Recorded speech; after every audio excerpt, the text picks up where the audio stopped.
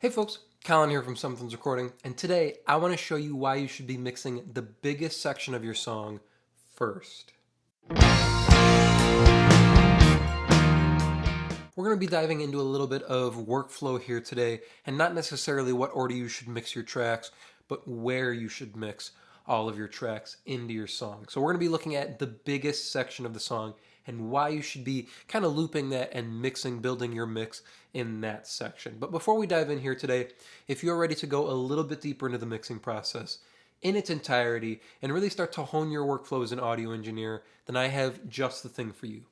It is my 7-step mixing checklist, and it's just a simple PDF that will walk you through the entire mixing process step by step to help you get professional and radio ready mixes without any more of the guesswork and without any more of the hassle. It is a completely free guide, and you can download it below using the link in the video description. Now let's jump in here and take a look at this track here. I'm gonna play the biggest section of this song here. The biggest section of this song is the chorus section. Now we have an outro solo section, but you can see there's still a few less tracks going in that outro. In the chorus section, we have drums, bass, all the guitars are going. You've got three rhythm guitars, a lead guitar, and then we have lead vocal, and we have a stack of harmony vocals as well. They're a little bit bigger even than the background vocals that sit in our verse section here. So I'm going to hit play, and I'm going to let you hear this chorus section of this song, and then we'll dive into why we should be mixing at the biggest section. I'm going to have 3 reasons here for you today. So take a listen. Here's our chorus section for this mix. Will you meet me in the middle? Will you meet me in the end? Will you love me just a little? Just enough to show you care? Well, I tried to fake it. I don't mind saying I just can't make it.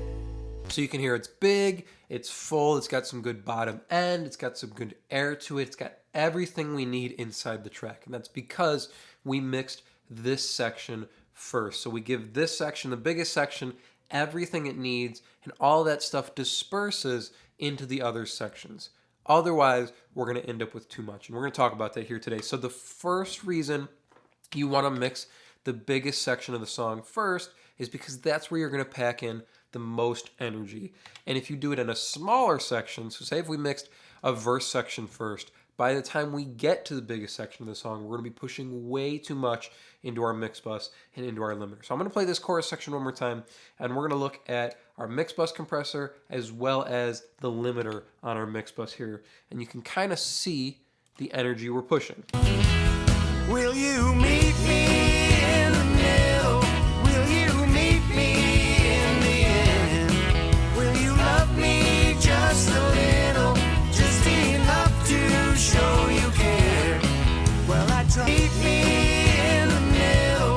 Will you meet me in the end? Will you love me just a So you can see we're doing about 2 to 3 dB reduction here on our mix bus compressor at the loudest section of our song, and we can see our mix A, our pseudo mix bus here, is peaking around the -6 mark here, or a little bit under. So let's move over now and let's take a look at the limiter on our mix bus. We'll look at it the same way. So we'll look at how much limiting we're doing on the bus, and then we'll see where our peak level's sitting about. meet me in the middle? Will you meet me in the end? Will you love me just a little? Just enough to show you care? Well, I try. Meet me in the middle. Will you meet me in the end? Will you love me just a little? Just enough to show you care? So we are actually pushing up into our ceiling here. The ceiling on the limiter is set at -1. So that's kind of where we're peaking at, is we're peaking at -1. And you can see our limiter is doing about 2 dB reduction. So that means we're pushing 2 dB into our ceiling here because we're getting 2 dB of reduction off the limiter. Now that's because we mixed it to sit that way at the loudest section of the song. Now, if I were to mix a quieter section of the song, okay, so if we jump back here, let's look at our verse section here. Make it Sunday, but I got so damn depressed that I set my sights on Monday and I got myself undressed. I but I do agree there's times when We can see our verse section here is about 6 dB or so down from where our loudest section, where our chorus is sitting. So if we were to start and mix our verse section first, and then we pushed it, to get that 2 to 3 dB reduction in our compressor, by the time we hit our chorus, we're going to be doing way more compression. We're going to be pounding our limiter, and our mix is going to be absolutely crushed and absolutely slammed. We need that extra headroom in our verse. That's why we started our chorus. We get our loudest section sitting as good as possible, and we know our levels are great because we know we're not going up from there. We don't have any room to stretch up. If we started our verse and we slam it into the needle, we're going to go up. We're going to push harder because there's bigger sections coming in the song. So suddenly we hit to our chorus and we're doing 6, 9 dB reduction on our mix bus compressor, and our limiter's doing 8 dB reduction, and we're just slamming our mix, and it's just flattened. There's no dynamic range. There's no transients left, and suddenly our mix is dead, right? That's not where we want to be. You want to start at the loudest section, the biggest section of the song, because that's where we push into our mix bus. That's where we set our levels properly. Okay, hopefully that makes sense there. The other thing we're going to talk about here, same kind of concept. We want to be mixing the biggest section of the song first because that's where the most instruments are going on, right? It's the loudest section as we talked about before, but it also has the most instruments going on, which is why it is the loudest section in the song usually. So we can see here in our chorus section, we have all of our drums going, we have bass guitar going, we got 3 rhythm guitars going, we have a solo guitar going or a lead guitar going, we've got the lead vocal, and then we've got a stack of harmony vocals that are sitting bigger, if we look, that are sitting bigger than our verse background vocals. So in the verse section, it's more oohs and ahs.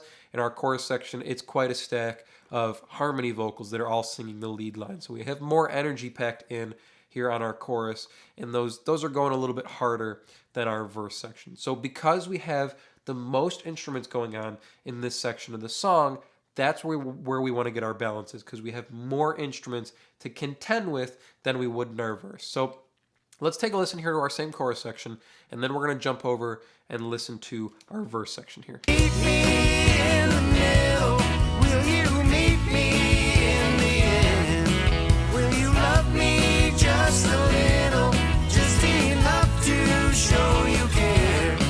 Well, I tried to fake it. So again, we got drums, bass, 3 guitars, lead guitar, lead vocal, and harmony vocals. Now let's jump over to our verse section here. Got so damn depressed that I set my sights on Monday, and I got myself undressed. I ain't ready for the altar, but You can see all we have here now is our 3 rhythm guitars and a lead vocal. No bass, no drums, no lead guitar, no harmonies, no background vocals, nothing. Just a lead vocal and our rhythm guitars. That's much, much less to contend with, and we can give those instruments way more room if we started here. When we start in our chorus, each instrument has much less room that it can take up. If we built in our verse section, we have plenty of room here. Suddenly we can give our rhythm guitars much more space to fill up. And they have to fill all that space because there's nothing else that's going to come in and take up that room inside the mix. When we're building in our chorus, we have to make room for all these other instruments, okay? So let's take a listen here. We'll loop this chorus section, and we're going to build up our instruments here. We'll start with our drums, and then we're going to add each instrument, and you'll hear how each of these instruments take up their certain space inside the track. So starting with our drums, and we're going to build our track.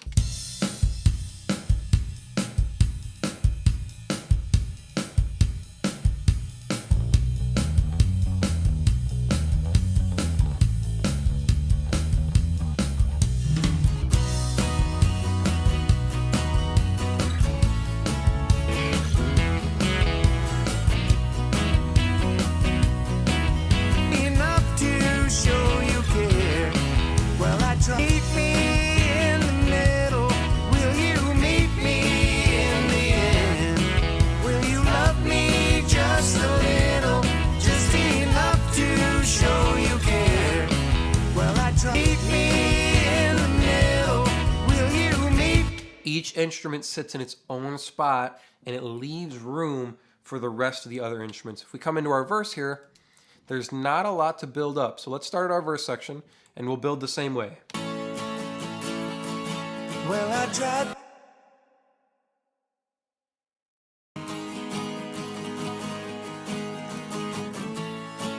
on Monday and I got myself undressed. I ain't ready for the altar, but I do agree there's times when a woman sights on Monday and I got my... All we have is acoustic guitar and vocal. Nothing sitting in the bottom end. There's no kind of percussion going on. There's no oohs and ahs. There's no background vocals. We have much more room. And if we start our mix here, we're going to set our levels louder like we talked about in our first point here. And now we're going to make these two instruments, our acoustic guitar and our vocal, fill the entire space of the track. And then suddenly when we try to push into our chorus section, we have no room to fit our drums in. We'll have no room to fit our bass in the bottom end. We'll have no more headroom to stack any background vocals or a lead guitar in. We'll have no space left in our track to add all of these other instruments. That's why we start at the biggest section of the song. There's the most instruments going, so we know we have to budget with our room, right? Because we got to fit bass, we got to fit drums, guitars, vocals, background vocals. We have to fit all of this stuff in on the chorus section, okay? That's our second point. So point number one, reason we need to be mixing the biggest section of the song is because we need to set our levels appropriately to push into our mix bus and our limiter. Reason number two is we have the most instruments going on at that section of the song. So we have to budget our space accordingly to fit all these different instruments inside the track. And reason number three is you're gonna have frequency shifts across your track. Now, this is something that's unique to each track, but you'll hear it drastically on this track. It's subtle, but I want you to pay attention to the top end here on this track, even just if we listen to this bigger verse section compared to our first verse section, okay? So I'm going to hit play on this verse section, and then we're going to jump back, and we're going to listen to the earlier verse section.